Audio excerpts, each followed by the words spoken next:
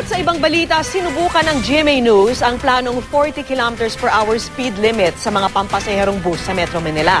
Ang resulta, alamin sa report ng saksing si Cesar Apolinario.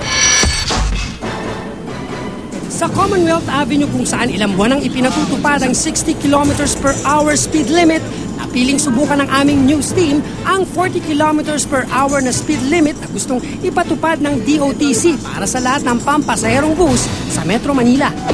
Dalawang pasaherong babiyahe mula Litex hanggang Long Center sa Quezon Avenue ang aming isinakay. Binagas namin ang mismong bus lane ng Commonwealth Avenue.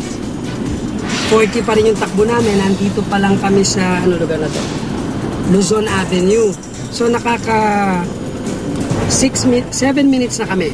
Galing dun sa, lugar yun? Litex. Sa kalagitnaan ng biyahe, napansin namin, naiinip na ang dalawang pasahero. Binila, 10 minutes lang ang biyahe from Litex hanggang dun sa Long Center sa may East Avenue. So 7 minutes na. 3 minutes na lang. Eh nandito pa lang kami sa Luzon Avenue.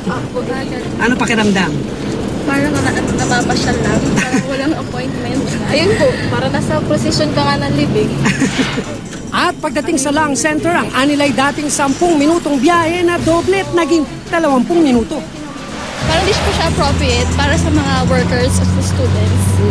Tapos, So ano mga tingin mo? Mga ilan dapat? siguro mga 60 po. Parang sa Commonwealth. Ay, opo, 60. Sinubukan din naming bumiyahe sa takbong 40 kilometers per hour mula Monumento hanggang Cubao. Ayon sa mga bus driver, 15 minutos pababa lang ang biyahe nito pero inabot kami ng 30 minuto. Partida pa dahil kakaunti ang kasabay naming sasakyan sa EDSA. Hindi obra po.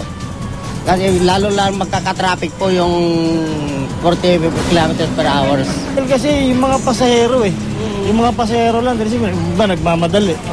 Hindi na maano ng ang takbo ng kung 40 kilometers lang. Maraming malilig. Kung sa gas po. Ay, matipid yun. Pero ang mga traffic enforcer na araw-araw daw saksi sa galaw ng sasakyan, pabor dito. Sa akin sir, maganda rin yun. Pero para maiwasan yung mga aksidente dito, lalo na dito sa EDSA. Kasi ang trapiko. Minsan yung gitgitan kasi nagkukos din ng traffic yan eh. So parang mas nagiging smooth to Yung agawan nila. Oo, yun. Sa agawan ba nagkakaroon din ng aksidente? Oo, minsan nagkakaroon ng aksidente tapos yung plugin mismo, yun ang nagkukos ng traffic mismo. Kasi nag-aagawan sila ng pasahero. Una nang sinabi ng DOTC na layo ng mas mababang speed limit ang maiwasan ang paggarurot ng mga bus sa kalsada at mabawasan ang mga aksidenteng resulta nito.